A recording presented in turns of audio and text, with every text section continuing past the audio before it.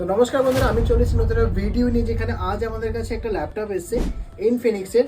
ল্যাপটপটার problem, ল্যাপটপটা dead আছে, মানে ল্যাপটপটা অন করছি আমরা, কোনো রেসপন্স করছে না, অন হচ্ছে না। তো লেটেস্ট জেনারেশন ল্যাপটপের, অন্তত এই সমস্ত ল্যাপটপের ক্ষেত্রে যে প্রবলেমগুলো আছে সেটা হলো কাস্টমাররা বিভিন্ন জায়গায় নিয়ে যায়, তাদেরকে বলা হয় মাদারবোর্ড চেঞ্জ করতে হবে, মাদারবোর্ড চেঞ্জ হবে। কিন্তু না, আমাদের কাছে এই সমস্ত ল্যাপটপের মাদারবোর্ড চেঞ্জ হয় না, আমরা এর মাদারবোর্ডের প্রবলেম যেটা আছে সেটা সলিউশন করে থাকি।